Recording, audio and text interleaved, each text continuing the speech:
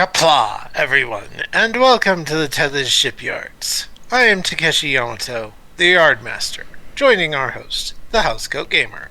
Yo.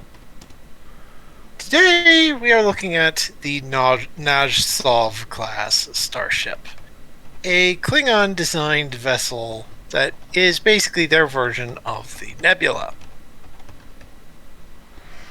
Though I would more consider it a counterpart to the Sutherland than the actual Nebula. Well, the Sutherland's just a more advanced version of the Neb. Yep, fair enough. The Sutherland, though both the Nebula and the Sutherland have been statted in Star Trek Adventures. Which, fortunately or unfortunately, depending on your point of view, makes this actually quite easy for us. Because this is just the Klingon version of the Sutherland. Yeah. I'm just going to point that out, because I know some of you are going to complain and go, that was lazy. But this ship is effectively just a Klingon Sutherland. Yeah. That said, it's not built off the frame of most Klingon starships. Well, it is built off the frame of one Klingon starship. It's effectively a modified Vorcha. Yeah. You can tell from the forked nose. Yep. Now, first things first, we need an entered service date and we need scale. Considering the size of this thing is roughly the same size as a Vorcha, and I've checked. Yeah. Vorcha is scale 5, so that would make this scale 5 as well. And entered service date. I'd say roughly 2 or 3 years after the Sutherland. Klingons are always a step or two behind Starfleet. I hate to say it. KDF fans, I'm sorry, it's the truth. Yeah. So the Sutherland was 2398. So 2 or 3 years later would be 2400 or 2401. I'd say 2401, right around the same time Picard was dealing with that stupidity. Alright, fair enough. So this is basically a Klingon attempt at the same kind of multi-role capability that the Nebula and Sutherland have.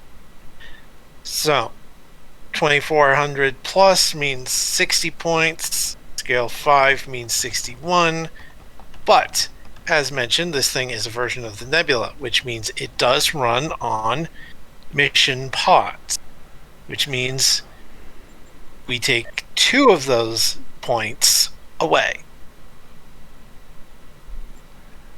Meaning we have 59 to work with.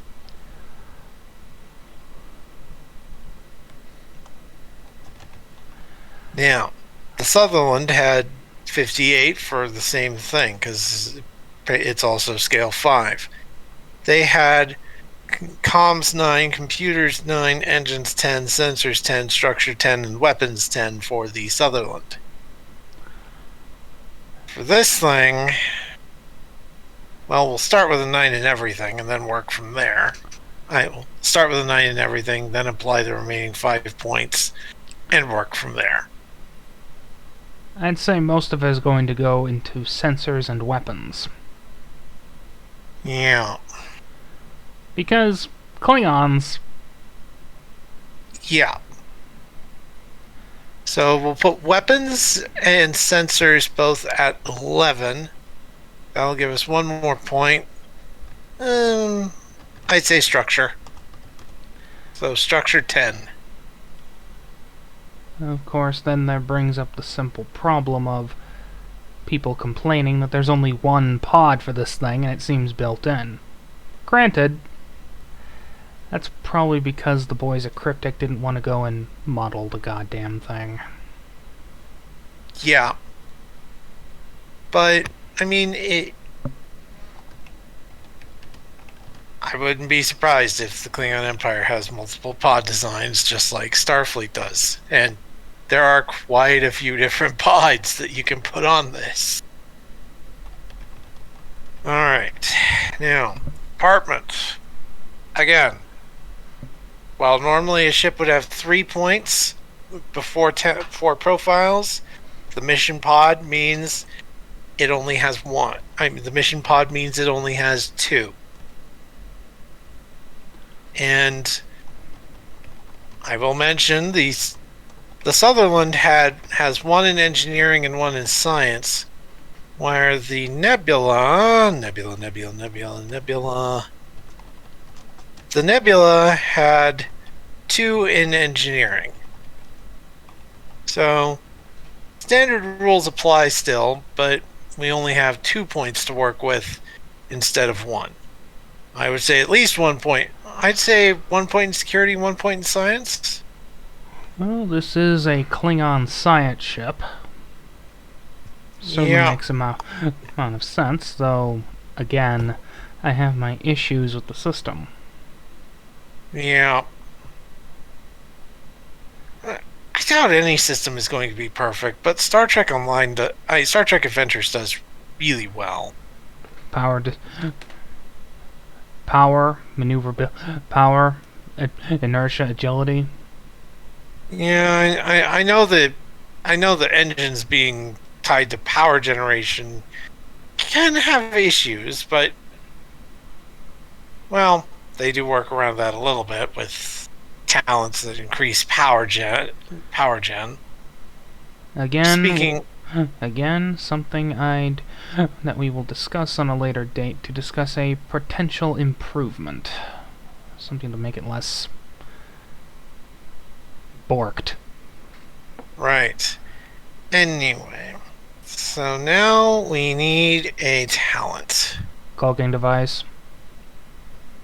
Yeah, cloaking device, standard Klingon staple, and we won't give anything. And that's perfectly fine.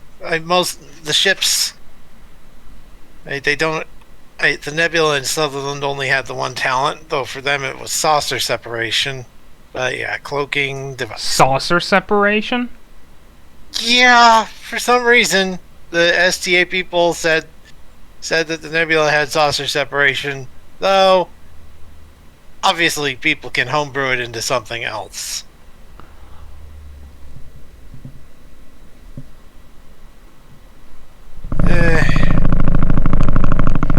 Well, yeah, the guys at Modiphius decided that it should have that. Anyway, so talents, cloaking device, and traits will be Klingon starship, mission pod, and weapons. I would say standard Klingon staples: disruptor banks, disruptor cannons, and either photon or transphasic torpedoes. At the player's discretion. Yeah. Disruptor banks, disruptor cannons, and I'll go ahead and put transphasics on the profile sheet. If the players and GM want to give this thing photons as a base instead, they can easily make that adjustment. As stated, at their discretion. Yep. Okay, so apart from traits, Klingon Starship Mission Pod, can't think of any special rules beyond that. So, yeah, there we go. There is the Naj'Sov. A bit more of a tactically focused design based on the Nebula concept, but it works. And for the Klingons, it works. Yep. Besides, they needed some substantial modernization after the... Yeah. You know, I'd put up that line if it wouldn't get me copyright struck. Yeah. So, one thing, I think this thing could probably use a different material than what they have on it right now. That's okay. That's the standard fortune, huh? Ooh, that looks nice. Hmm. Interesting. Yeah. Yeah. Yeah. And hmm,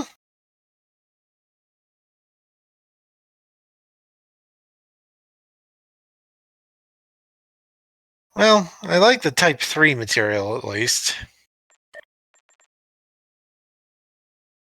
And the Type 4 works. Well, Type 4 is the base it comes with. It works. Yeah. As always, there will be a link to my sheet in the description. And if you have any feedback, let us know. Bye.